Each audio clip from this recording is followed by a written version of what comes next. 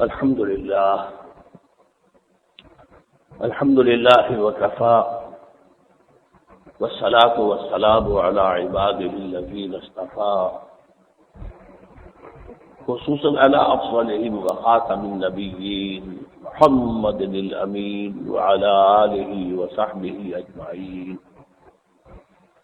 أما بعد فقد قال الله تبارك وتعالى كما ورد في سورة الأنفال: أعوذ بالله من الشيطان الرجيم بسم الله الرحمن الرحيم وأعدوا لهم ما استطعتم من قوة ومن رباط الخيل ترهبون به عدو الله وعدوكم وآخرين من دونهم لا تعلمونهم والله يعلمهم وما تنفقوا من شيء في سبيل الله يوفى إليكم وأنتم لا تظلمون.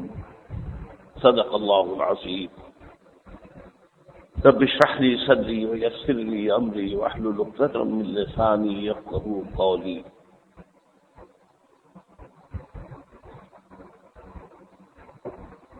اللهم ربنا الهمنا رشدنا واعصمنا من شرور انفسنا. اللهم ارنا الحق حقا وارزقنا اتباعه وارنا الباطل باطلا وارزقنا اجتنابه. آمین یا رب العالمین.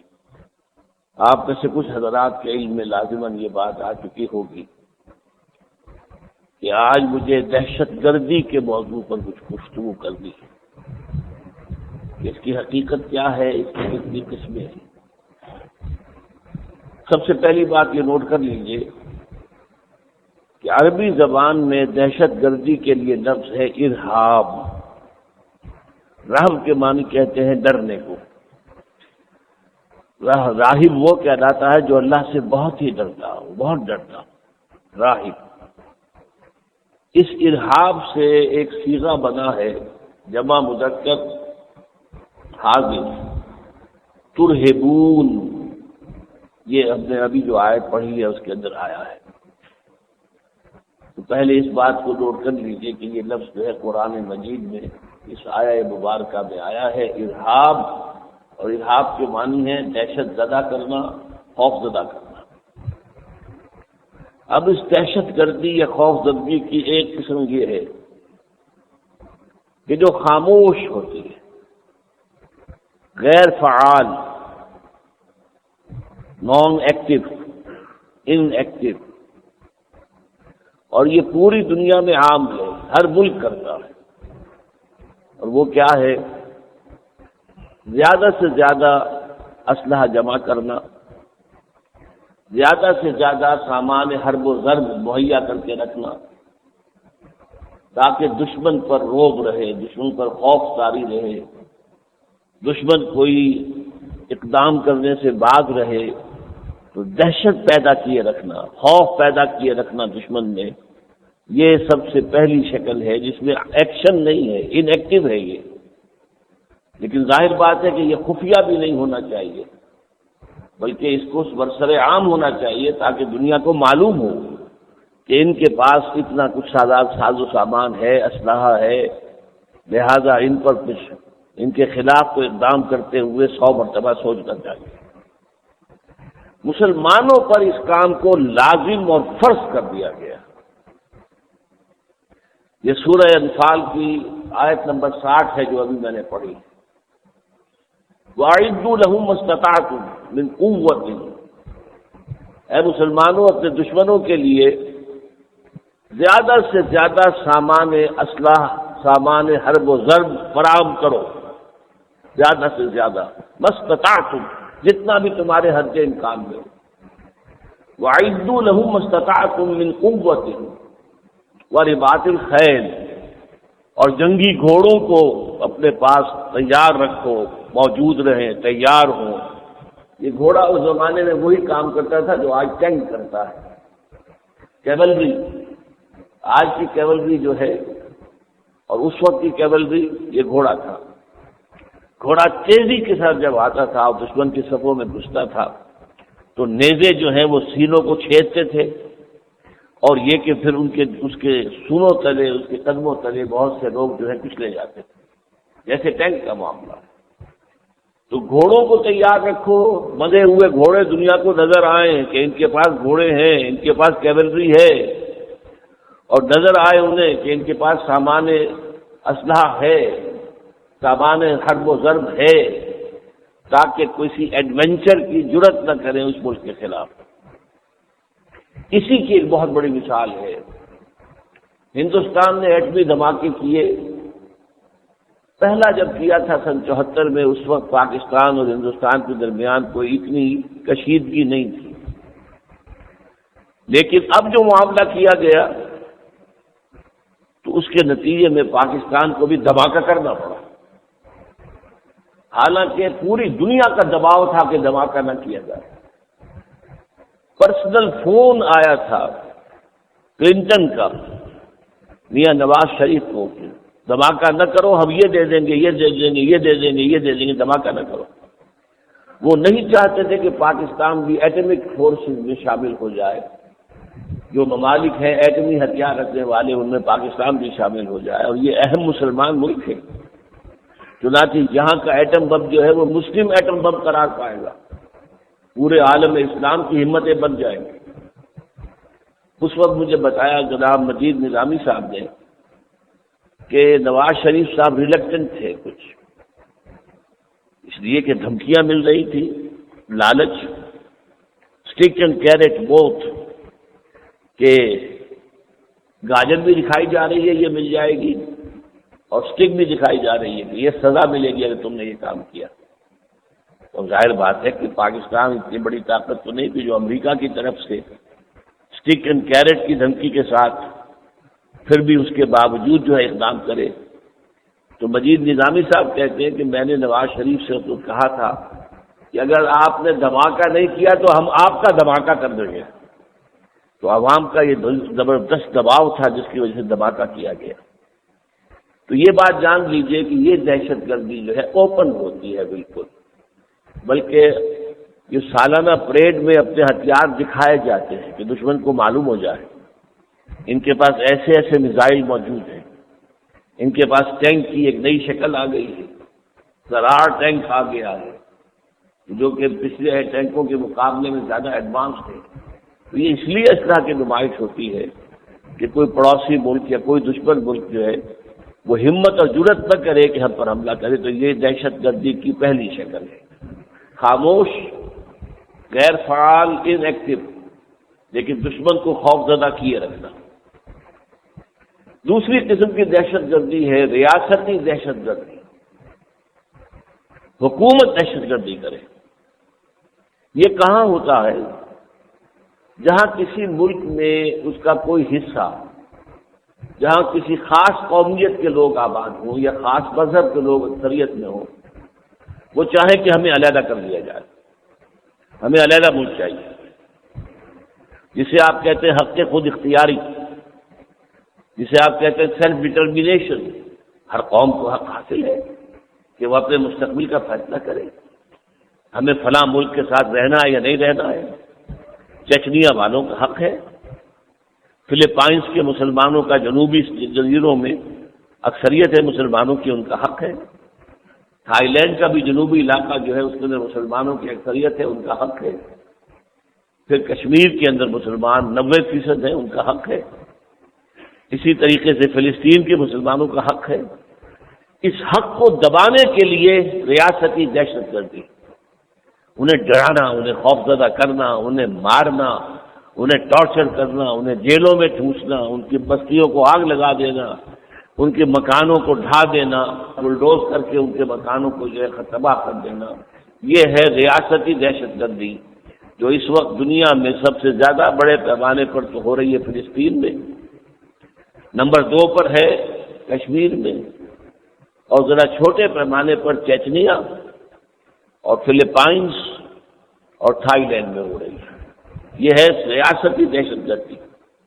اب اس میں جو عالمی کمیونٹی ہے اس کی جو منافقت ہے اس کو سوچئے، تیمور میں جھگڑا اٹھا اور ذرا سے فسادات ہوئے، مشرقی علاقے میں وہاں عیسائیوں کی اکثریت ہو گئی تھی، فوراً UN حرکت میں آئی، فوراً فوجیں آ گئیں اور تیمور کو تقسیم کر دیا اور وہاں پہ ایسٹ تیمور کے اندر ایک رومن کیتھولک عیسائی حکومت قائم ہوئی، لیکن یو این او کی فورسز کشمیر میں نہیں جا سکتے، یو این او کی فورسز کبھی اسرائیل میں نہیں جا سکتے، یو این او کی فورسز چچنیا میں نہیں جا سکتے، کبھی وہ تھائی لینڈ میں نہیں جائیں گے۔ جہاں مسلمانوں کا حق مارا جا رہا ہو، جہاں ان کی آزادی سلب کی جا رہی ہو، جہاں ان کے حق خود ارادی کی نفی کی جا رہی ہو، وہاں کوئی ایکشن نہیں لیا جائے گا، اور یہ کہلاتی ہے یونائٹڈ نیشنز آرگنائزیشن۔ یہ دنیا میں امن قائم کرنے کے لیے قائم ہوئی، اور اس کا حال یہ ہے، جو سب سے بڑا سرپرست ہے اس کا امریکہ، کہ شیرون جیسے قصائی کو، صابرہ اور شتیلہ کے جو دو کیمپ تھے مہاجرین کے لبنان میں، اس میں جو میسیکر اس نے کیا تھا، ہزاروں جو فلسطینی تھے اسے قتل کیا، اسے آج کہا جا رہا ہے مین آف پیس۔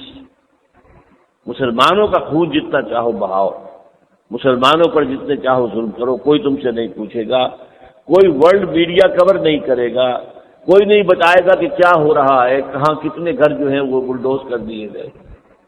تو یہ ریاستی دہشت گردی ہے کہ جو حق کے خود اختیاری کے خلاف کشمیر میں ہو رہی ہے، فلسطین میں ہو رہی ہے، چچنیا میں ہو رہی ہے، فلپائنز میں ہو رہی ہے، تھائی لینڈ میں ہو رہی ہے، اور ہر جگہ وکٹم کون ہے؟ مسلمان۔ اب آئیے تیسری قسم کی دہشت گردی، جسے آج کل عام طور پر دہشت گردی کہا جاتا ہے، پوری دنیا کہتی ہے۔ اس کی بھی تین قسمیں ہیں۔ ایک ریاستی دہشت گردی کا رد عمل۔ ظاہر بات ہے کہ انسانوں کے دلوں کے اندر ایک جذبہ ہوتا ہے حریت کا، ان کے سینوں میں پتھر نہیں ہوتے، دل ہوتا ہے، وہ گونگے بہرے نہیں ہوتے، وہ دیکھتے ہیں کہ کیا ہو رہا ہے، تو رد عمل میں ایک دہشت گردی ہوتی ہے۔ اور یہ کیوں ہوتی ہے؟ اس لیے کہ جو سرکاری دہشت گردی ہو رہی ہے وہ مسلح ہے، اس کے پاس ایئر فورس ہے، اس کے پاس ٹینکس ہے، اس کے پاس F-16 ہے، اس کے پاس ہیلی کاپٹرز ہیں، ان سے وہ دبا رہے ہیں، مار رہے ہیں۔ آپ نے دیکھا جو کچھ ہو رہا ہے فلسطین کے اندر، کس طرح سے ٹارگٹ کرتے تھے ان کے میزائل، اور بیچارے شیخ احمد یاسین 80 برس کے آدمی، معذور آدمی، جن کی پوری زندگی جو ہے ویل چیئر پر گزر رہی تھی، اور ان کے بھی سینے کو چھید دیا ہے ایک میزائل کے نے۔ یہ ساری دہشت گردی ہو رہی ہے، تو رد عمل تو کچھ نہ کچھ ہوگا۔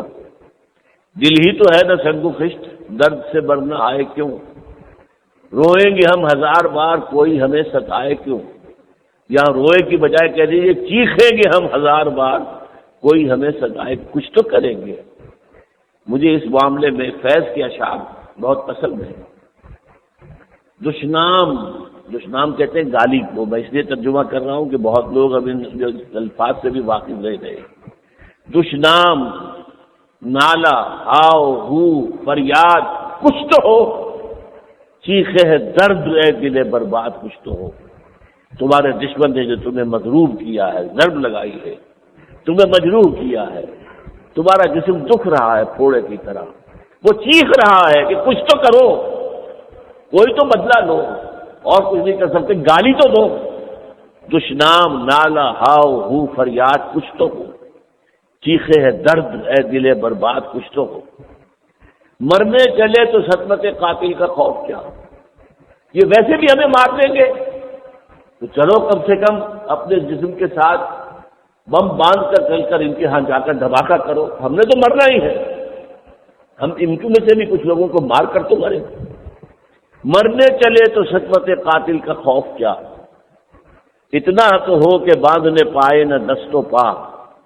جیسے آپ بکرے کو ذبح کرتے ہیں تو پاؤں بھی پکڑ لیے اور اس کے اگلے پیر بھی پکڑ لیے اور پھر چھری پھیر دی، تو کم سے کم یہ تو ہو، قاتل کے سامنے لمبے تو نہ لیٹ جاؤ کہ کر دو ہمیں ذبح۔ مرنے چلے تو سطمت قاتل کا خوف کیا، اتنا تو ہو کہ باندھنے پائے نہ دست و پا۔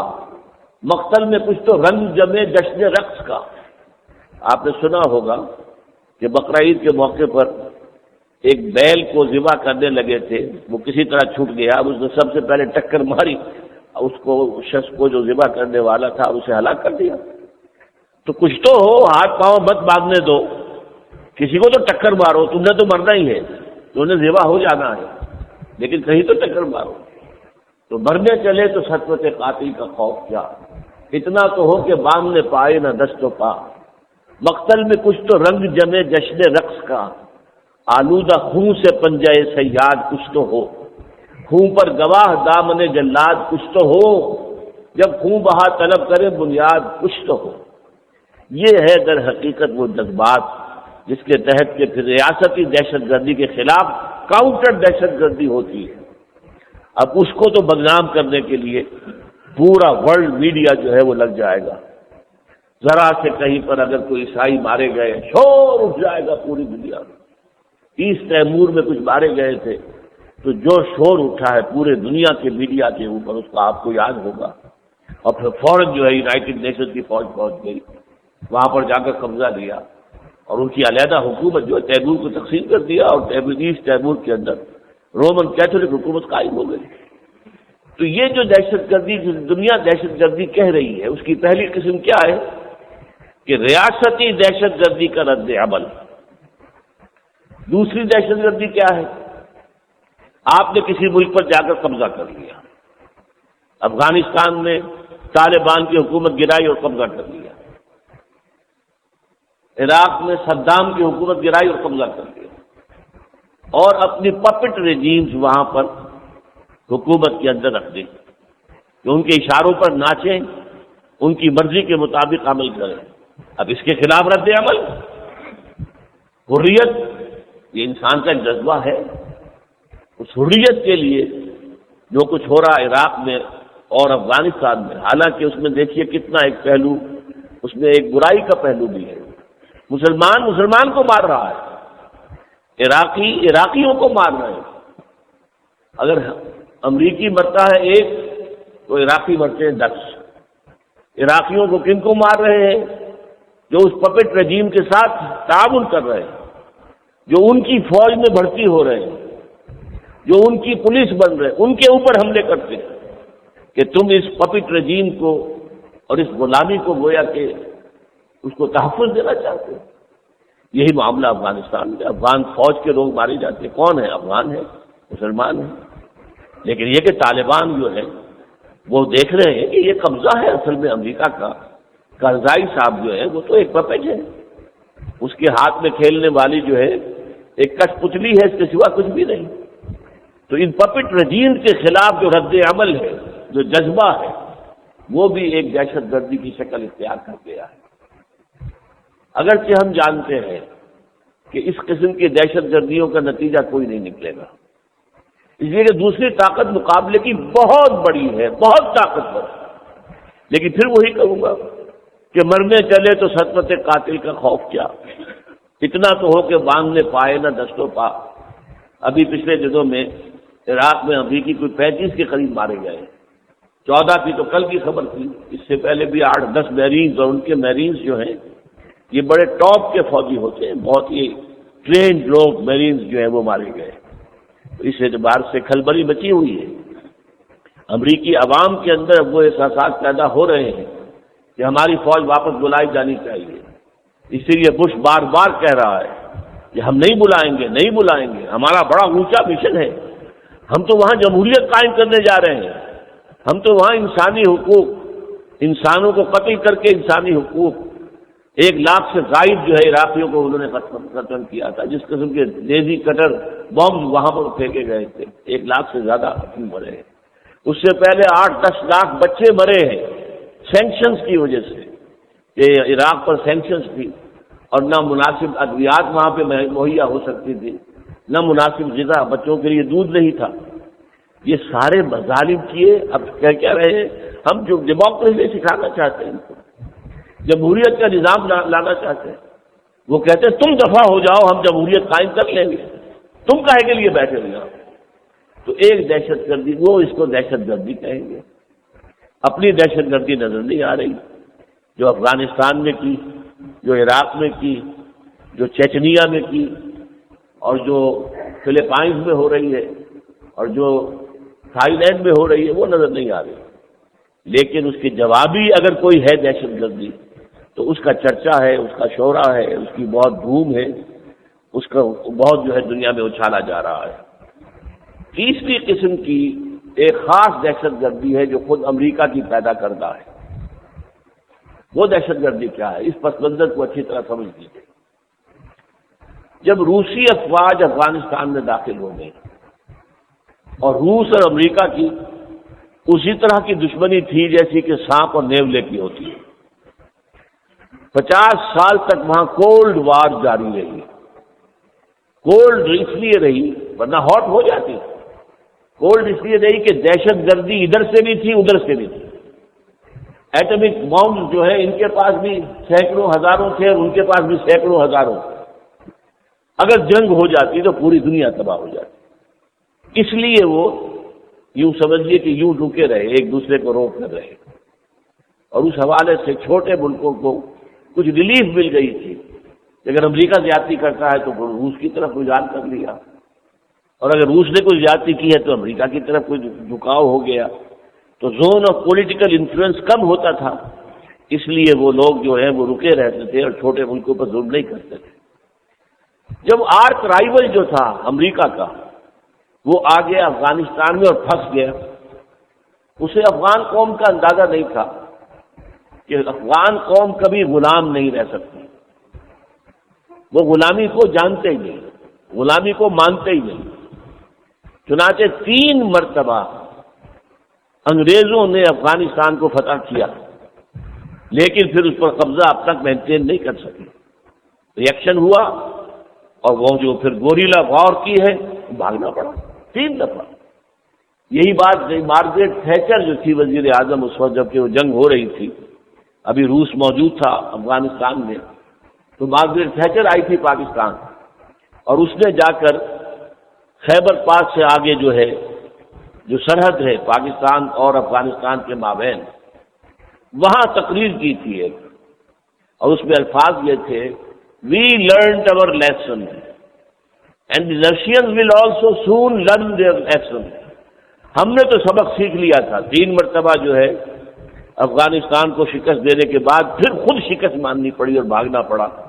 تو روسیوں کو بھی جلد جو ہے یہ سبق مل جائے گا کہ اتنی بڑی طاقت لے کر وہ آئے ہیں لیکن یہ کہ افغان ان کی غلامی برداشت نہیں کریں. اس جہاد کے لیے امریکہ کو ضرورت تھی والنٹیئرز کی. اب یہاں نوٹ کر لیجئے، افغان لڑ رہا تھا اپنے لیے، اپنی حریت کے لیے، اپنی آزادی کے لیے. امریکہ استعمال کر رہا تھا انہیں، اس کا اپنا مقصد تھا. وہ اپنے آرک رائیول کو ختم کرنا چاہتا تھا اور ویتنام کا بدلہ لینا چاہتا تھا جہاں سے اسے دم دبا کر بھاگنا پڑا تھا. اسی طرح دم دبا کر آخر روسی جو ہے افغانستان سے نکلے کہ نہیں نکلے. وہ بدلہ لینے کا موقع اسے مل گیا. اس نے دیکھا کہ گھوڑا بڑا مضبوط ہے، اس کے اوپر داؤ لگایا جائے.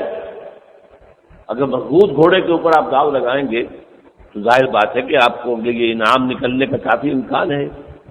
تو وہ جو مضبوط گھوڑا نظر آیا کہ افغان تو مرنے کے لیے تیار ہے، موت تو ان کے لیے کوئی شے ہے ہی نہیں، تو لہذا پورا داؤ لگایا. کروڑوں ڈالر دیے گئے، بلکہ اربوں ڈالر. سوٹ کیس بھرے ہوئے آتے تھے ڈالرز کے اور وہ پاکستان کے تھرو جاتے تھے اور پاکستان کے جرنیل اور آئی والے لوگ اور ساری فوج جو ہے اس میں سے اپنا حصہ کٹوتی کاٹ کر باقی وہاں بھیجتے. یہ سارے جرنیل جو ہیں جو اب سیاستدان بن گئے، کہاں کا پیسہ آیا ہوا ہے؟ کس جگہ سے ان کو دولت ملی ہے؟ یہ اسی دور کی دولت ہے. کیونکہ کنڈیوٹ جو ہے وہ پاکستان تھا.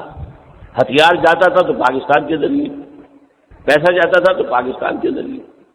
لہذا ہم نے بھی بہتے دریا میں بہت اپنے ہاتھ دھوئے، لیکن یہ کہ جتنی مدد افغانستان کے افغانوں کو مل گئی اس کے باوجود بھی امریکہ نے محسوس کیا کہ ابھی مزید والنٹیئرز کی ضرورت ہے. 3 آدمیوں کو اس نے اپنا ایجنٹ بنایا.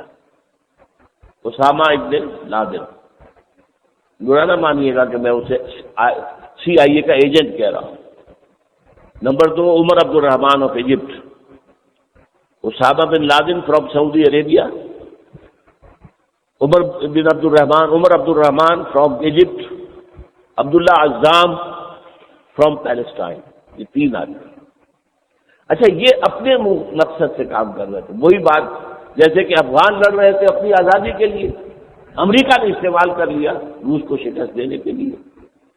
اس طرح یہ تینوں بھی اس خیال سے کہ اگر وہاں پر روس نکل جائے اور یہ جہادی قوتیں جو اس وقت وہاں ہیں وہ نام لے رہی ہے اسلام کا جہاد فی سبیل اللہ، جہاد فی سبیل اللہ، جہاد فی سبیل اللہ، تو امریکہ کے ایجنٹوں کی حیثیت سے انہوں نے عرب ممالک میں اس جہاد کا ڈھنڈورا پیٹا اور وہاں سے والنٹیئرز کو لے کر آئے۔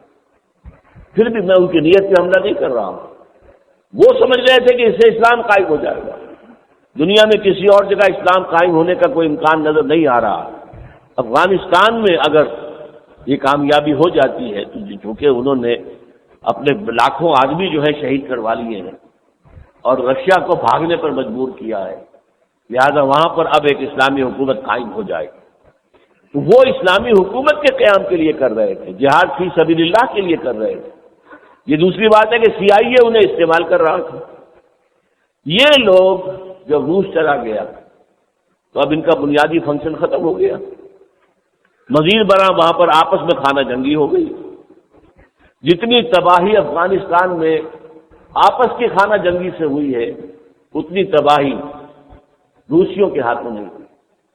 کابل کو کی اصل بربادی جو ہوئی ہے وہ حکمت یار اور ادھر سے جو مقابلے میں تھے ان دونوں کے درمیان جو جنگ ہوئی ہے سب سے زیادہ جو برباد ہوا کابل وہ اس نتیجے میں ہوا ہے۔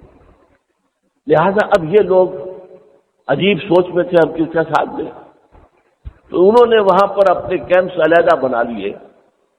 کیمپ کو کہتے ہیں عربی میں قاعدہ، بیس قاعدہ، تو انہوں نے اپنے قاعدے اپنے بیس بنا لیے علیحدہ، کچھ نیوٹرل رہے، کچھ نے جو بھی حکومت انہیں بہتر نظر آئی اس کا ساتھ دیا۔ اب اس کے بعد جب یہ خانہ جنگی انتہا کو پہنچی اس کا رد عمل عوام پر ہوا، وار لارڈز نے اپنے اپنے علاقے معین کر لیے، ایک سردار ہے اس کا یہ علاقہ ہے، دوسرے سردار کا یہ علاقہ ہے، اور تمام دونوں سرداروں کے درمیان سرحد جو ہے اس کے اوپر چوکیاں لگی ہوئی ہیں، کوئی یہاں سے تجارت کا مال جائے گا تو ٹیکس لے کر جائے گا، کوئی انسان کراس کریں گے تو وہ بھی ٹیکس لے کر جائیں گے۔ اور اس میں اس حد تک بھی بات ہو گئی کہ بس آئی ہے بس کو جانا ہے، اس بارڈر کو کراس کرنا ہے، اس میں خوبصورت عورتیں نظر آئیں انہیں اتار لیا۔ اس حد تک جب بات ہو گئی تو افغانستان میں لوگ تنگ آ گئے۔ اس وقت یہ ہے کہ ملا عمر کھڑا ہوا، اس نے جہاد میں حصہ لیا تھا، ایک آنکھ بھی اس کی ضائع ہوئی، وہ کھڑا ہوا کہ بھائی کچھ کرو، یہ جو ہمارے ہاں طوائف الملوکی ہو گئی ہے، تھوڑے تھوڑے فاصلے پر پھاٹک لگے ہوئے ہیں اور پھاٹکوں میں سے گزرتے ہوئے آپ محصول دیتے ہیں، چنگی دیتے ہیں، اور یہ بھی ہو رہا ہے کہ عورتیں اتارتی۔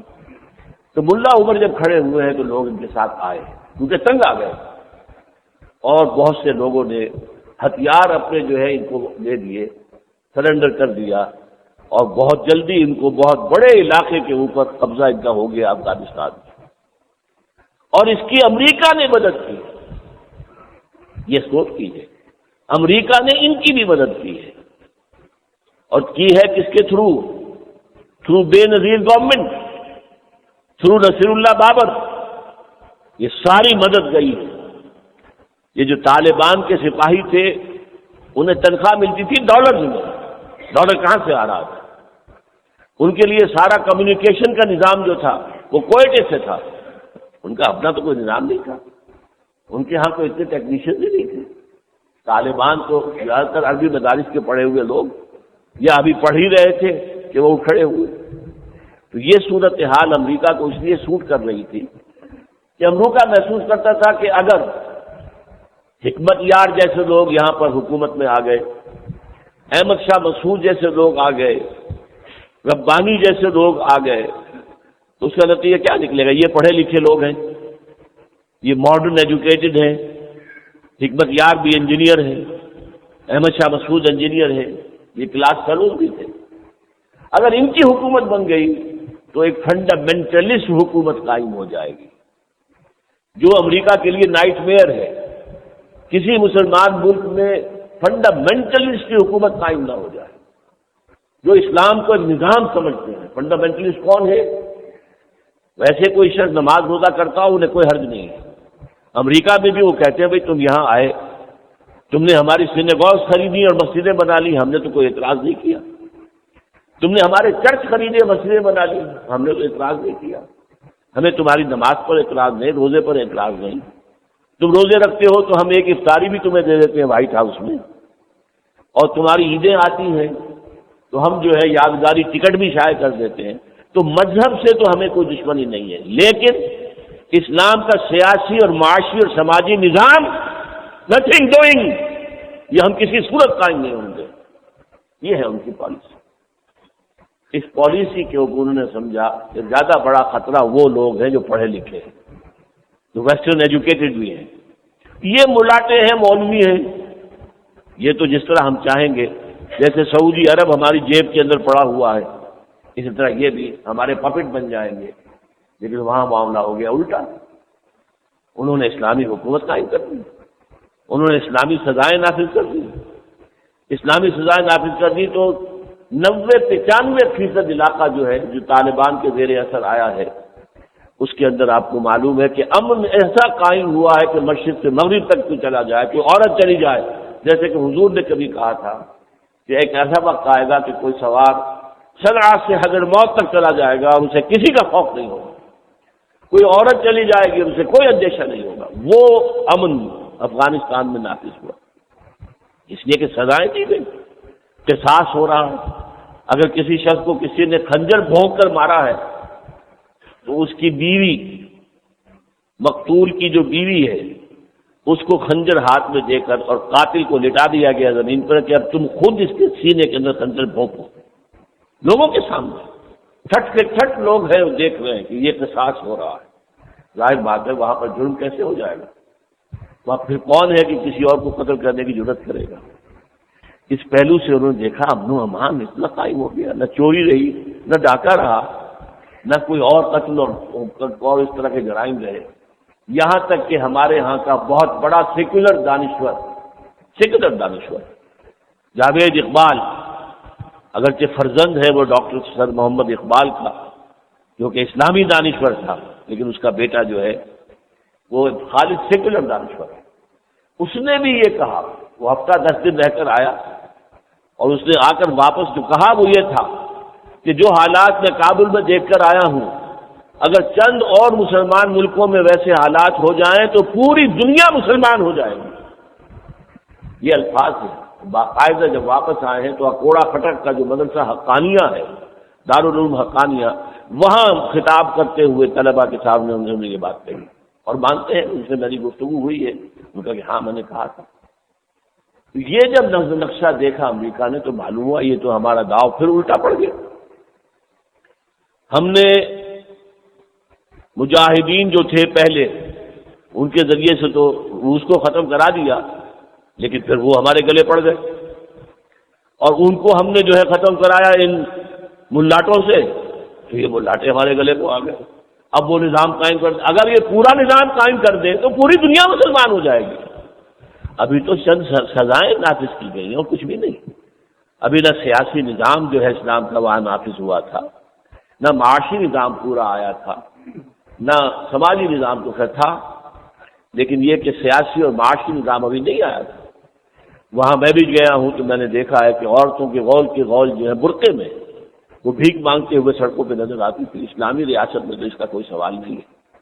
تو اسلامی ریاست قائم نہیں ہوئی تھی، اسلامی حکومت قائم ہو گئی تھی۔ ریاست اور حکومت کا جو فرق ہے وہ آپ کے علم میں ہے۔ اسٹیٹ جو ہے وہ ایک بہت براڈ کانسیپٹ والا ادارہ ہے جو آل ایمبریسنگ، کسی ملک کے تمام جملہ پہلوؤں کا احاطہ کرتا ہے۔ اسٹیٹ حکومت اس کا ایڈمنسٹریٹو پلر ہے، اور ہمارا کام عام جو آج کل کا تصور ہے ڈیموکریسی کا کہ ریاست کے خلاف بغاوت تو بغاوت ہے، حکومت کے خلاف بغاوت نہیں کہلائے گی۔ حکومت کو تو بدلنے کا اختیار آپ کو حاصل ہے، چاہے آپ اسے بدلیں الیکشن کے ذریعے سے اور چاہے بدلیں ایجوکیشن کے ذریعے۔ ابھی آپ کو معلوم ہے یوکرین کے اندر شیور ناٹزے کو بھاگنا پڑا ہے، پارلیمنٹ کے پچھلے دروازے سے بھاگا ہے جان بچا کر. تو وہاں کوئی جنگ تو نہیں ہوئی تھی، عوامی ایک ریلا آیا ہے، ایک طوفان آیا ہے عوامی تحریک کا، اور بھاگنا پڑا. اور یہی پھر جارجیا میں ہو گیا، یہی کرغزستان میں ہو گیا، اور یہی کئی اور ملک جو ہیں لیٹن امریکہ کے وہاں ہو گئے. تو اس طور سے اصل میں اب انہیں اندیشہ یہ تھا کہ یہاں ایک خالص اسلامی حکومت قائم ہونے کے امکانات پیدا ہو چکے ہیں. لہذا اس کے لیے وہی جو بات میں نے کہی، مذہب تو ہمیں منظور ہے، اگر تم مذہب تک رہو تو ہمیں کوئی اعتراض نہیں، لیکن تم جہاد پہ اتر آئے اور جہاد کا نتیجہ کیا چاہتے ہو کہ ایک اسلامی حکومت قائم ہو، خالص اسلامی معاشرہ ہو، خالص اسلامی معاشی نظام ہو. اس لیے بہانہ بنا کر 9/11 خود انہوں نے کرایا ہے. اسامہ بن لادن کا باپ بھی نہیں کر سکتا وہ کام. مسلمانوں میں کوئی ادارہ ایسا نہیں ہے، کوئی ملک ایسا نہیں جو وہ کام کر سکے. یہ تو اصل میں موساد کے ذریعے سے اور جو نیو کونز کہلاتے ہیں امریکہ کے اندر، ان کی سازش کے نتیجے میں یہ کیا ہے. اس سے پہلے ایک کتاب چھپ چکی تھی نیو پرل ہاربر، کہ ہمیں ضرورت ہے کہ کوئی پرل ہاربر جیسا حادثہ ہو تاکہ تمام عوام جو ہے امریکہ کے، ان کے اندر غصہ پیدا ہو جائے اور پھر وہ جنگ کو کی حمایت کرے پورے طور پر. تو پرل ہاربر انہوں نے دوبارہ جو ہے، پرل ہاربر بہت سے لوگ جانتے ہوں گے، دوسری جنگ عظیم میں امریکہ ابھی کچھ نیوٹرل تھا، لیکن جاپان نے پرل ہاربر جو بڑی بندرگاہ تھی امریکہ کی، اس پر حملہ کیا اور بہت سے جہاز ڈبو دیے. وہ ان کی کا بڑا بیس بھی تھا، بڑی بندرگاہ بھی تھی. تو پھر امریکہ کو جوش آیا ہے، پورے غصے کے ساتھ پھر وہ جنگ کے اندر شریک ہوا ہے. تو اسی طرح کا پرل ہاربر وہاں کے لوگ کہہ رہے تھے ایک اور ہونا چاہیے تاکہ یہاں کی قوم کھڑی ہو جائے پورے غصے میں، انہیں فرینزی، اور مسلمانوں کے خلاف اور اسلامی فنڈامنٹلزم کے خلاف جو ہے وہ میدان میں آ جائے. اچھا، اب جب طالبان کی حکومت قائم ہو گئی تو ایک رد عمل تو امریکہ کی طرف سے ہوا، ایک رد عمل اب ان لوگوں کے لیے ہوا جو وہاں پر عرب آئے ہوئے تھے. عرب کے علاوہ اور بھی باہر تھے، صومالیہ سے آئے ہوئے تھے، لیبیا سے آئے ہوئے تھے، چچنیا سے آئے ہوئے تھے، ازبکستان سے آئے ہوئے تھے، ملیشیا سے آئے ہوئے تھے، انڈونیشیا سے آئے ہوئے تھے، پاکستان سے گئے ہوئے تھے. اب ان لوگوں کو بھی بہت سمجھیے کہ خوشی ہو گئی کہ جو ہمارا خواب تھا، جس کو دیکھ کر ہم آئے تھے یہاں پر روسیوں کے خلاف جہاد کے، اب وہ خواب پورا ہونے کا جو ہے وقت آ گیا ہے. اور وہ جو شمالی ایک محاذ بن گیا تھا، جو باغی شمار ہوتے تھے، ان کے خلاف جنگ میں انہوں نے بھرپور حصہ لیا اور شمال سکڑتا جا رہا تھا. ناردرن فورسز جو ہیں وہ پیچھے ہٹ رہی تھی، مسلسل پسپائی ہو رہی تھی. تو امریکہ اور جرمنی، فرانس، برطانیہ سب ان کی پشت پر آئے، ان کی مدد کی، اور بالآخر یہ 9/11 کا ڈھونگ رچا کر اور پھر اسامہ کو اس کا مجرم قرار دے کر انہوں نے پھر جو حملہ کیا ہے تو وہ آپ کے سامنے ہے. اب اس کے خلاف جو ہے ان لوگوں میں جو بیچارے اپنے گھروں سے آ گئے، سعودی عرب سے آ چکے، اب وہ کہاں جائیں؟ سعودی عرب جائیں گے تو جیلوں میں ڈال دیے جائیں گے، کیونکہ سعودی عرب بھی تو امریکہ کی جیب میں ہے. مصر میں جائے گا تو فوراً جیل میں ڈال دیا جائے گا، کہ اس لیے کہ وہاں بھی جو بیٹھا ہے حسنی مبارک وہ امریکہ کی پاکٹ میں ہے. جہاں جائیں گے وہ اپنے، اب یوں سمجھیے کہ یہ ان بیچاروں کی شکل وہ ہو گئی کہ نہ اب یہاں کے ہیں نہ وہاں کے ہیں. لہذا ان کی کیفیت جو ہے، ان کو پھر ان کے اندر غصہ پیدا ہوا اور انہوں نے پھر امریکہ کے خلاف جو ہے وہ ایک جنگ شروع کی ہے، جو اصل میں جنگ تو نہیں کہلا سکتی، اسے گوریلا وار بھی اگر سے کہہ سکتے ہیں بعض اعتبارات سے، لیکن وہ بھی دنیا میں عام طور پر دہشت گردی کے نام سے یاد کیا جا رہا ہے. تو یہ ہے دہشت گردی القاعدہ کے ذریعے سے جو دنیا میں پھیلی ہے. اور القاعدہ میں چونکہ تمام ممالک کے لوگ تھے، لہذا تمام مسلمان ممالک، اکثر مسلمان ممالک کے لوگ ان میں شامل ہیں. اب یہ دوسرا معاملہ ہے کہ وہاں کے حالات کو دیکھ کر یہ لوگ پاکستان کے اندر آ کر پناہ گزین ہوئے، لیکن امریکہ کے دباؤ کے تحت پاکستان نے ان کے خلاف ایکشن کیا اور بہت سے لوگوں کو، ہزاروں کو تو پکڑ کر امریکہ کے حوالے کر دیا، سینکڑوں کو ہلاک کر دیا. تو یہ بھی ایک دہشت گردی کا سلسلہ ہے جسے وہ سب سے بڑی دہشت گردی کہہ رہے ہیں. القاعدہ کا نام میں نے سنا تھا سب سے پہلے بش کی زبان سے القاعدہ. میں حیران تھا یہ کیا القاعدہ کیا کہہ رہا ہے، صحیح تلفظ کر نہیں سکتا تھا، لہذا وہ القاعدہ کچھ اس طرح کی بات اس نے کی تھی، بعد میں معلوم ہوا القاعدہ کہہ رہا. القاعدہ کوئی آرگنائزیشن ہے ہی نہیں، یہ تو یوں سمجھیے کہ ایک نیچرل ریئیکشن ہے.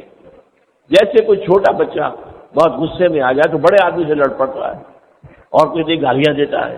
وہی بات دشنام نالا ہاؤ ہو فریاد کچھ تو ہو، وہ اپنے چھوٹے سے ہاتھ سے بھی مکہ مارے گا چاہے اسے معلوم ہے کہ میں اس بڑے آدمی کا کچھ نہیں بگاڑ سکتا. تو اینگری چلڈرن کا یہ رد عمل ہے. جیسے کہ میں کہتا ہوں کہ اگر 2 ایمبیسیز جو ہیں القاعدہ کے لوگوں نے گرا دی ایسٹ افریقہ میں، تو اس سے نتیجہ کیا نکلا؟ سینکڑوں افریقی مارے گئے، سینکڑوں افریقی مارے گئے. امریکی تو غالباً 10 15 14 تھے، سینکڑوں جو ہے وہ افریقہ کے اور ان میں سے اکثریت مسلمانوں کی وہ مارے گئے. تو حاصل کیا ہوا؟ اس وقت صورت کیا ہے؟ ہاتھی کو آپ چاقو مارے اسے پتہ بھی نہیں چلے گا کیا ہوا ہے. یہ حال ہے اس لیے کہ امریکہ اب ہاتھی ہے اور بدمست ہاتھی ہے، نشے میں مست ہاتھی ہے. اس لیے کہ اب وہ بائی پولر دنیا نہیں رہی.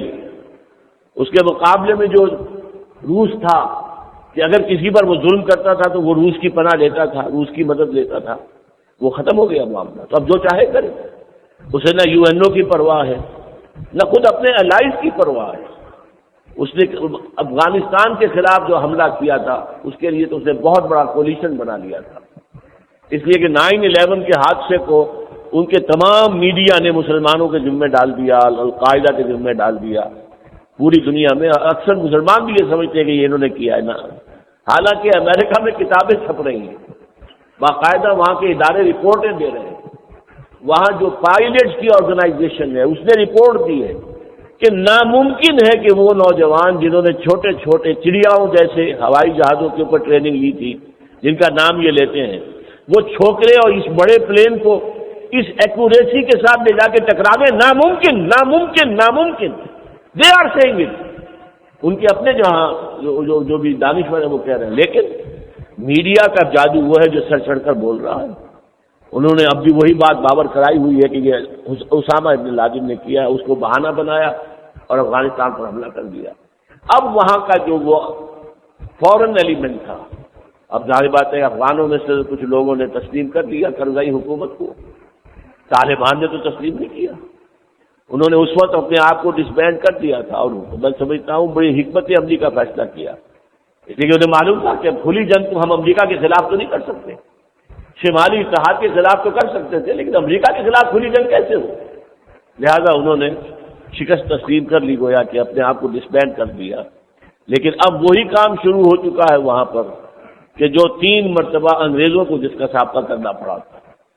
بہرحال یہ ہے ایک دہشت گردی جو اس وقت دنیا میں سب سے زیادہ مشہور دہشت گردی ہے. یہ چوتھی دہشت گردی جو اس وقت ہو رہی ہے وہ جہاد کشمیر کے معاملے میں ہے.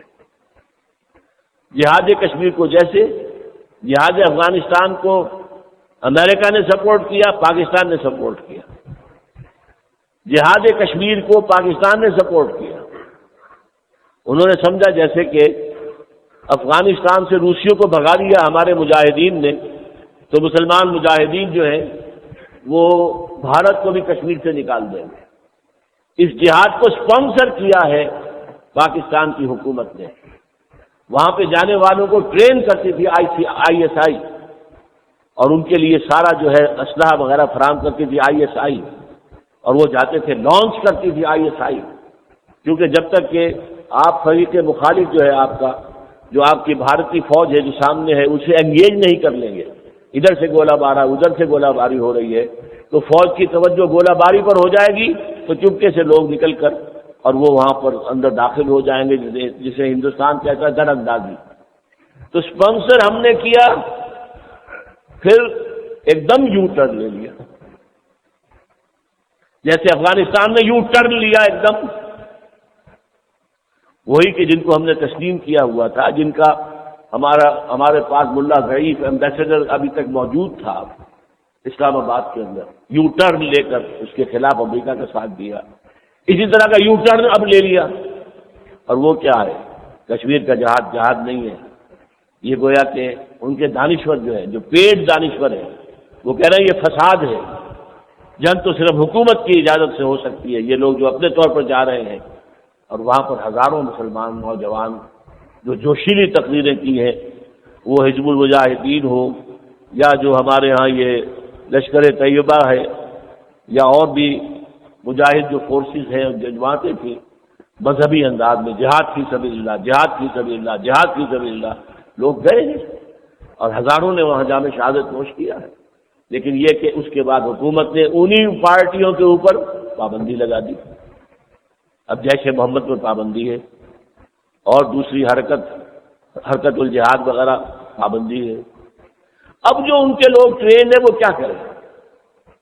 وہ تو جنگ کے عادی ہو گئے، لہذا اب وہ اور اس معاملے میں کہ انہوں نے دھوکہ دیا حکومت پاکستان میں، یعنی یہ بھی میں آپ سے عرض کر دوں کہ جو میں نے نمبر 3 پر بتائی تھی دہشت گردی امریکہ کے خلاف اور امریکہ کے پپٹس کے خلاف، اسی کھاتے میں ڈالیے کہ جو مشرف صاحب پر قاتلانہ حملہ ہوئے بلکہ 2 ہوئے، اور جس طرح کے پھر شوکت عزیز صاحب پر قاتلانہ حملہ، یہ اسی قبیل کی چیزیں ہیں کہ پپٹ رجیمز، جیسے کارزائی پپٹ ہے امریکہ کا، اب ایک حکومت بن گئی عراق میں پپٹس بیٹھے ہوئے ہیں، ایسے یہ پپٹس تھے امریکہ کے، تو اس لیے ان کے خلاف اقدام کیا گیا تھا۔ بہرحال اب جہاد کشمیر میں جو لوگ تھے اب آپ نے ان پر پابندی لگائی، ابھی کریک ڈاؤن شروع کر دیا، انہیں گرفتار کرنا شروع کیا، تو کوئی رد عمل ہوگا کہ نہیں ہوگا؟ ظاہر بات ہے کہ وہ رد عمل تو ہوگا، اور وہ رد عمل ہو رہا ہے۔ یقیناً یہ لوگ بھی کچھ نہ کچھ دہشت گردی کر رہے ہیں۔ بہرحال جوابی کارروائی جو ہے، for every action, 3rd law of motion جو ہے نیوٹن کا، for every action there is an equal and opposite reaction, تو ریئیکشن تو ہونا ہی ہے۔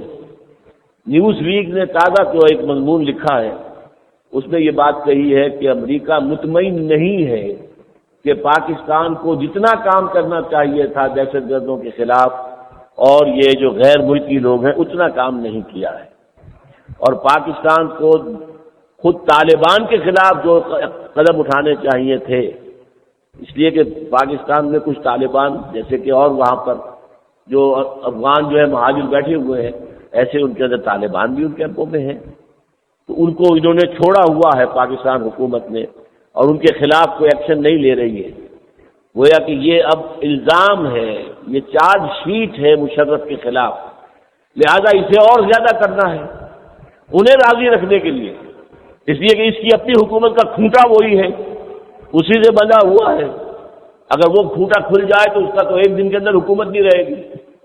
اس اعتبار سے وہ وہاں پر جو جن کو کہ یہ کیا جا رہا ہے وہ جوابی کارروائی کرنے پر مجبور ہیں، اور جیسے جیسے امریکہ کا دباؤ بڑھ رہا ہے وہ اور آگے اور آگے اور آگے اور آگے کریک ڈاؤن ہو رہا ہے۔ اب سینکڑوں جو ہے جس پر بھی کچھ شبہ تھوڑا سا ہو گیا، وہ ہزاروں کارکن جو ہے ان ڈیفنٹ جماعتوں کے جو کل عدم جماعتیں ہیں جن کو بین کر دیا گیا ہے، جماعتیں تو بین ہو گئی، لوگ تو موجود ہیں نا، انسان تو مر نہیں گئے، ان کے اندر جذبات ہیں، آپ نے پہلے انہیں استعمال کیا، اور اب کیا ہو رہا ہے؟ اب جتنے بھی لوگ وہاں مہاجر وہیں پر پھنس گئے ہیں مجاہد پاکستان کے، اور جو انڈیجنس بھی ہیں، جو کشمیر کے بھی ہیں، ان کا معاملہ کیا ہو رہا ہے؟ اب آپ پڑھتے ہیں کہ اگر 2 بھارتی مرتے ہیں تو 20 مجاہد مرتے ہیں، اور خبریں روز آتی ہیں فلاں کمانڈر جو ہے وہ شہید ہو گیا، فلاں کمانڈر شہید ہو گیا، فلاں کمانڈر شہید ہو گیا، اس لیے کہ جو بیکنگ تھی وہ ختم ہو گئی۔ بیکنگ کے بغیر تو کوئی کام ایسا ہو نہیں سکتا۔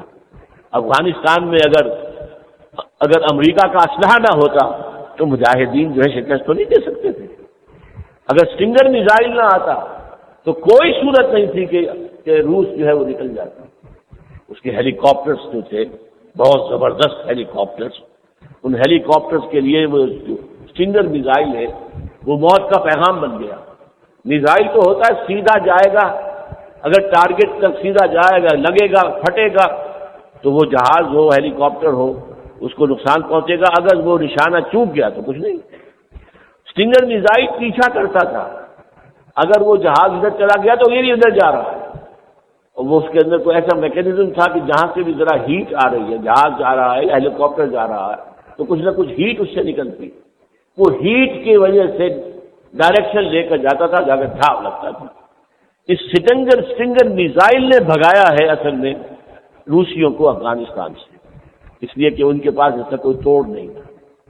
اسی طریقے سے اب ظاہر بات ہے کہ یہ معاملہ جو ہے ہمارے جو بیچارے مجاہد، ہم نے کبھی بھی کشمیر کے جہاد کو جہاد نہیں مانا، جہاد فی سبیل اللہ تو وہ ہرگز نہیں تھا۔ ہاں جہاد فی سبیل الحریت، وہاں کے لوگ جیسا کہ میں نے کہا حق خود اختیاری کے لیے اگر لڑ رہے ہیں تو انہیں حق ہے، انہیں حق تھا اور انہیں حق اب بھی ہے، لیکن یہ ہے کہ بہتر یہ تھا کہ وہ سیاسی تحریک چلاتے ہیں۔ ہندوستان بہت بڑی طاقت ہے، بہت بڑی طاقت ہے۔ آج سے 10 سال پہلے کہا تھا اسلم بیگ صاحب جو ہمارے پرانے کمانڈر ان چیف رہے ہیں کہ کوئی اس طرح کا معاملہ جیسا کہ بھارت نے کر رکھا ہے کشمیر کے اندر، اس وقت 5 لاکھ فوج تھی بھارت کی، تو اگر اتنے عرصے کے لیے وہ 5 لاکھ فوج کو مینٹین کرے گا تو وہ شکست کھا جائے گا۔ یہ اصول ہے، یعنی science of army, science of fighting, science of war جو ہے اس کا اصول ہے۔ لیکن ہم نے دیکھا کہ بھارت نے اس سے بڑھا کر 6 لاکھ کیا، اس سے بڑھا کر 7 لاکھ کیا اور اسے کوئی شکست نہیں ہوئی۔ اتنی بڑی طاقت ہے، مروانے کے لیے لوگ کافی ہیں، وہ تھوڑی آبادی تو اس کی نہیں ہے۔ اور اب صورتحال یہ ہے کہ مجاہد زیادہ شہید ہو رہے ہیں اور دوسرے جو ہے ان کے اہلکار وغیرہ، ان کی تعداد 2-4 کی آتی ہے تو ان کی 10-20 کی آتی ہے۔ بہرحال یہ چوتھا جہاد ہے۔ 5واں جو دہشت گردی کا معاملہ ہے وہ ہے مذہبی دہشت گردی، جو پاکستان میں شیعہ سنی کے مابین بظاہر ہو رہی ہے۔ یہ دہشت گردی بھی اصل میں انڈیجینس نہیں ہے، ہمارے ملک کے اندر کی پیداوار نہیں ہے، یہ باہر سے آئی ہے۔ اس لیے کہ آج سے کئی سال پہلے ہنٹنگٹن نے ایک کتاب لکھی تھی، مضمون لکھا تھا، مقالہ ذرا ضخیم، اس میں کلیش آف سویلائزیشن کے نام سے، اور اس میں اس نے یہ بات کہی تھی کہ تاریخ میں 20 تہذیبیں پیدا ہوئی ہیں، جن میں سے 12 مر چکی آبسولیٹ، اب 8 تہذیبیں دنیا میں ہیں، ایک ہماری 7 اور، ان 7 میں سے 5 وہ ہیں جن کو ہم ایزیلی اپنے اندر ضم کر سکتے ہیں، ایسیمیلیٹ کر سکتے ہیں، وہ ہمارے اندر گم ہو جائیں گے، ضم ہو جائیں گے۔ لیکن 2 تہذیبیں بڑی خطرناک ہیں، ایک مسلم سویلائزیشن، وہ آسانی کے ساتھ، یہ لوہے کا چنا ہے، آسانی سے چبایا نہیں جائے گا، ایک کنفیوشین سویلائزیشن آف چائنا۔ اچھا یہ تو آبزرویشن دی، اب کرنا کیا چاہیے؟ پہلی ریکمنڈیشن یہ تھی کہ چائنا کو ایسٹ ورڈ لکنگ کر دو، یعنی وہ مغرب کو دیکھے گا تو اسے اسلام نظر آئے گا، اس کا اپنا مغربی علاقہ جو ہے سنکیانگ وہ مسلمان اکثریت کا ہے، پھر آگے روسی ترکستان کی جو حکومتیں مسلمانوں کی ہیں، افغانستان مسلمانوں کا ہے، پاکستان مسلمانوں کا ہے، مغرب کی طرف دیکھے گا تو یہ اسلام، اسے مشرق کی طرف دکھاؤ، اور مشرق میں کیا ہے؟ بحر الکاہل اور پھر امریکہ، لہذا اور وہاں پر بنایا گیا اسی مشورے کے تحت epic, Asia Pacific economic cooperation, epic, اسی مشورے پر، ہنٹنگٹن کے اس مشورے پر یہ ایپک بنایا گیا کہ ایشیا پیسیفک اوشن جو ہے بحر الکاہل، اس کے مشرق میں امریکہ ہے، مغرب میں چائنا ہے، اور اس کے ساتھ چھوٹے جزیروں کی شکل میں فلپائنز ہے، انڈونیشیا ہے، اور اس سے نیچے جا کر پھر آسٹریلیا ہے، بیچ میں جاپان ہے، تو Asia Pacific organisation, economic cooperation کی آرگنائزیشن بنائی گئی۔ دوسرا مشورہ انہوں نے یہ دیا ہنٹنگٹن نے کہ مسلمانوں کے باہمی اختلافات کو بھڑکا کر انہیں آپس میں لڑایا جائے۔ از آن ریکارڈ، یہ ریکارڈ کی بات ہے جو میں کر رہا ہوں، چھپی ہوئی چیز ہے، اصل میں یہ ہے جو کچھ ہو رہا ہے، باہر سے جو ہے اس کی تاریں ہلتی ہیں، اور ہمارے ہاں کے لوگ، غریب لوگ اور جن کے پاس جابس نہیں ہیں، جاب لیس لوگ، ان کو وہ ہائر کرتے ہیں، وہ کرتے ہیں جو مشورہ ان کا، اور پھر ان کو جذبات بھی پڑھاتے تھے، بھائی تم سنی ہو شیعوں کو مارو، شیعہ تو تمہاری حضرت عائشہ کے بارے میں یہ کہتے ہیں، شیعہ تو حضرت عمر کے بارے میں یہ کہتے ہیں، ادھر سے شیعوں کو ابھارا، یہ تو حضرت علی رضی اللہ تعالیٰ عنہ کے ساتھ حضرت معاویہ کو بھی مانتے ہیں، حضرت عمرو بن العاص کو بھی مانتے ہیں، یہ تو حضرت حسین کے ساتھ حضرت عبداللہ ابن عباس، عبداللہ ابن عمر کو بھی مانتے ہیں، جنہوں نے یزید کے ہاتھ پر بیعت کر لی تھی۔ اس حوالے سے بھڑکانا باہر سے ہو رہا ہے، ورنہ ہمارے عام معاشرے میں کوئی کلیش نہیں ہے شیعہ سنی، دائیں مکان میں شیعہ ہے، بائیں میں سنی ہے، اور اب جو کراچی کے فلیٹس ہیں نیچے سنی ہے تو اوپر شیعہ ہے، اوپر سنی ہے تو نیچے شیعہ ہے، لہٰذا کوئی کنفلکٹ عوامی سطح پر نہیں ہے، یہ باہر کی جنگ ہے، یہ موساد اور را کے ذریعے سے یہ دہشت گردی کرائی جا رہی ہے۔ اب اس میں جتنے کچھ کے ہماری حکومت جو ہے دہشت گردی کو ختم کرنے کے لیے جتنا زور لگا رہی ہے، اس میں ہر کس کامیابی نہیں ہو سکتی، اس لیے اسباب یہ ہیں، میں نے تفصیل کے ساتھ آپ کے سامنے پس منظر اور اسباب رکھ دیے ہیں۔ جب تک یہ اسباب ختم نہ ہو کیسے دہشت گردی ختم ہو جائے گی؟ اگر ایک نسل ختم کر دیں گے اگلی نسل کھڑی ہو جائے گی، اور یہ کہہ رہے ہیں کہ القاعدہ کی ایک نسل ختم ہوتی ہے اگلی نسل دوسری آ جاتی ہے۔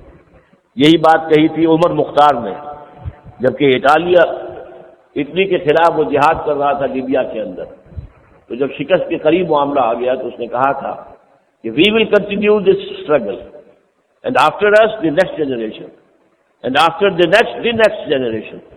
تو اسی طریقے سے یہ جو کچھ بھی رد عمل ہے یہ ایک جنریشن کے بعد دوسری کے بعد تیسری کے اندر چلتا جائے، اس کو روکا نہیں جا سکتا۔ یا تو اپنے مظالم ختم کرو، ریاستی دہشت گردیاں ختم کرو، اسلام کے خلاف تم اپنی سازشیں ختم کرو، اگر یہ کرتے ہو تو امن ہی امن ہوگا انشاءاللہ، لیکن اگر یہ نہیں کرتے تو تم پپٹ گورنمنٹ اپنے ملکوں کے اندر مسلمان ملکوں میں بٹھا کر کامیاب نہیں ہو سکتے۔ یہ صورتحال ہے، لیکن اس میں جو تازہ ترین ہے وہ بہت خوفناک معاملہ ہے۔ ہمارے صدر مشرف صاحب کچھ عرصے سے باقاعدہ تقریریں کر رہے ہیں، روشن خیال ماڈریٹ لوگ اٹھ کھڑے ہوں ان انتہا پسندوں کے خلاف۔ اچھا یہ اٹھ کھڑے ہوں سے مراد کیا ہے؟ وہ کھڑے ہو کر بغل گیر ہوں گے، معانقہ کریں گے، یا کھڑے ہو کر دست و گریبان ہوں گے؟ اندازہ کیجیے، خود کسی ملک کا ایک سربراہ وہ گویا کہ سول وار کی دعوت دے رہا ہے، اٹھ کھڑے ہو ان انتہا پسندوں کے خلاف، ان فنڈامنٹلسٹ کے خلاف۔ یہ میں آپ کو بتانا بھول گیا کہ ہنٹنگٹن کی جو بات بڑی پرانی تھی، جو موسٹ ریسنٹ رپورٹ آئی ہے، جو سب سے بڑا تھنک ٹینک ہے رینڈ کارپوریشن، اس نے تجزیہ کیا ہے مسلمان 4 قسم کے ہیں۔ نمبر 1 فنڈامنٹلسٹ مسلمان وہ ہے کہ جو اسلام کو نظام سمجھتا ہے، پولیٹیکل اسلام، سیاسی نظام، معاشی نظام، معاشرت کے نظام، یہ ہمارا دشمن نمبر 1 ہے، اور اس کو تو ہم نے ہر صورت ختم کرنا ہے، فنڈامنٹلسٹ کو۔ پھر ٹریڈیشنلسٹ مسلمان ہے، بس قال اللہ قال رسول سے دلچسپی ہے، مدرسوں میں بیٹھے مسجدوں میں ہے، یہ فی نفس ہی تو خطرناک نہیں ہے، لیکن اگر یہ فنڈامنٹلسٹ کے ساتھ مل جائیں تو پھر بہت بڑی فورس ہے، اس لیے کہ ان کے پاس مسجدیں ہیں، ہر جمعے کو جو جلسہ ہو رہا ہے، کچے دھاگے سے بندھے آ رہے ہیں مسلمان، نہا دھو کر کپڑے بدل کر کوئی ہیٹر لگا کر چلا آ رہا ہے، اور یہاں بیٹھ کر وہ بات سنتا ہے، وہ بات مولوی دے رہا ہے۔ اگر یہ فنڈامنٹلسٹ اور ٹریڈیشنلسٹ مل جائیں تو پھر یہ بہت بڑا خطرناک معاملہ ہو جائے گا۔ نمبر 3 ماڈرنسٹ ہے، جو اسلام کا ایک ایسا ایڈیشن تیار کر رہے ہیں جو ہماری تہذیب کے ساتھ کمپیٹیبل ہے۔ تو یہ جو ماڈرنسٹ ہیں یہ اسلام کا ایک نیا ایڈیشن تیار کرنا چاہ رہے ہیں کہ جو امریکہ کے لیے ایکسیپٹیبل ہے۔ اور سود حرام نہیں ہے، سود تو وہ حرام ہے جو کسی کو ذاتی طور پر دیا جائے اس کی ذاتی ضرورت کے لیے، اور اس سے جو ہے وہ سود لیا جائے۔ وہ سود کے جو کاروبار کے لیے دیا جا رہا ہے سود پر رقم، وہ تو کاروبار کرنے والے کے نفع میں سے اپنا حصہ لے رہا ہے، یہ سود نہیں ہے معاذ اللہ۔ ہمارے ہاں تو فیڈرل شریعت کورٹ فتویٰ دے چکی ہے کہ بینک انٹرسٹ از ربا اینڈ از حرام، اور سپریم کورٹ کی جو شریعت بینچ تھا اس نے بھی اس کو انڈورس کیا تھا کہ ہاں بینک انٹرسٹ جو ہے وہ حرام ہے، ربا ہے۔ بہرحال اب ان کا کہنا کیا ہے، رینڈ کارپوریشن نے یہ 4 کا تجزیہ کر دیا، تو اب کیا کہا کہ 2 تو ہیں ہی ہمارے، ماڈرنسٹ اور سیکولرسٹ، چوتھا سیکولرسٹ ہے جو ہماری ہی طرح بالکل مذہب کا سیاست سے اور ریاست سے کوئی تعلق نہیں سمجھتے، یہ دونوں تو ہمارے ہیں۔ یہ جو 2 ہیں فنڈامنٹلسٹ اور ٹریڈیشنلسٹ، نمبر ایک تو یہ کہ ان کو قریب مت آنے دو، یہ قریب آ گیا تو بہت بڑا خطرہ بن جائے گا۔ نمبر دو، جو ٹریڈیشنلسٹ ہیں ان کے مابین جو اختلافات ہیں، شیعہ سنی ہے، وہابی سنی ہے، دیوبندی بریلوی ہے، ان کو اچھالو، ان کو ہوا دو، تاکہ یہ اسی کے اندر لٹا پین رہیں، اسی میں مشہور رہیں اور یہ فنڈامنٹلسٹ کی طرف جان سکے۔ یہ پالیسی ہے جو دنیا میں چل رہی ہے، اور مشرف صاحب نے اب اس کو باقاعدہ اسٹیٹ پالیسی بنا لیا ہے کہ ماڈریٹ جو ہے اور جو روشن خیال ہے وہ کھڑے ہو جائیں، اٹھ کھڑے ہوں ان انتہا پسندوں کے خلاف۔ اب معلوم ہوا کہ اس کا مطلب کیا ہے، سول وار، خانہ جنگی کرانا چاہتا ہے ایک ملک کا صدر۔ اور پھر خاص طور پر یہ سوچئے کہ پہلے تو آج تک ڈیفائن نہیں کیا گیا ماڈریٹ اسلام کون سا ہے، ایکسٹریمسٹ کسے کہیں گے؟ جو داڑھی رکھ لے وہ ایکسٹریمسٹ ہے، جو نماز پڑھتا ہے وہ ایکسٹریمسٹ ہے؟ کون ہے ایکسٹریمسٹ؟ بس بتائیں تو صحیح ہے۔ اور ماڈریٹ کے لیے پہلے دو ایکسٹریمز معین ہونی چاہیے، تب درمیانی بات واضح ہوگی۔ وہ دو ایکسٹریمز کیا ہیں آج تک ڈیفائن نہیں کیا گیا۔ اور سب سے آخری بات، این الیکشن کے موقع پر اس قسم کے واعظ جو کہے جا رہے ہیں، یہ تو سری دھاندلی ہے۔ پھر عوام سے کہا جا رہا ہے کہ ان مولویوں کو ووٹ مت دو، فنڈامنٹلسٹ کو اور یہ تنگ نظر لوگوں کو اور ان انتہا پسندوں کو ووٹ مت دو۔ گویا کہ یہ سری سرکاری سطح پر اور ایوان صدر سے یہ دھاندلی ہو رہی ہے، اس سے بڑی دھاندلی اور کیا ہوگی؟ این الیکشن کے موقع پر یہ تقاریر ہو رہی ہے۔ یہ ہے دہشت گردی کی پوری داستان جو آج میں نے آپ کے سامنے رکھی ہے۔ اس کی کیا کیا قسمیں ہیں، کیا کیا پس منظر ہے، لیکن یہ ہے کہ وہ دہشت گردی جس کو امریکہ دہشت گردی کہہ رہا ہے یہ ختم نہیں ہوگی۔ گر ایک چراغ حقیقت کو گل کیا تم نے تو موج دودھ سے صد آفتاب ابھریں گے۔ نعیم صدیقی صاحب کا یہ شعر مجھے بہت پسند ہے کہ اگر تم ایک حقیقت کے ایک چراغ کو گل کرو گے تو اس کو گل کرنے سے جو دھواں اٹھے گا اس سے 100 سورج وجود میں آ جائے گا۔ اگر ایک چراغ حقیقت کو گل کیا تم نے تو موج دودھ کہتے ہیں دھوئیں کو، یہ پینے والا دودھ نہیں، تو موج دودھ سے صد آفتاب ابھریں گے۔ تو ظاہر بات ہے کہ اس میں تو ایک نسل کے بعد دوسری کے بعد تیسری، یہ جنگ ہے بڑی طویل، اور وہ بھی مان رہے ہیں کہ بڑی طویل جنگ ہے، تسلیم کر رہے ہیں اس اعتبار سے، اور ان کو جو ہے کچھ اندیشے لاحق ہو رہے ہیں اپنے بارے میں۔ بہرحال اللہ تعالیٰ جو لوگ بھی خلوص و اخلاص کے ساتھ، اگرچہ ہم یہ سمجھتے ہیں کہ اس طرح کی دہشت گردی سے کوئی بات بنے گی نہیں، تمام قوتیں جو پاکستان کے اندر ہیں جنہوں نے جہاد کشمیر میں حصہ لیا یا جہاد افغانستان میں حصہ لیا، اب انہیں جمع ہو کر ایک منظم عوامی تحریک کے ذریعے یہاں اسلام کو قائم کرانا چاہیے۔ اگر ہم یہاں اسلام کو قائم کر دیں تو یہ سارا باطل جو ہے ایسے پگھل جائے گا، ختم ہو جائے گا، جیسے دھوپ میں برف پگھل جاتی ہے، یا جیسے اندھیرا ختم ہو جاتا ہے اگر روشنی آ جائے۔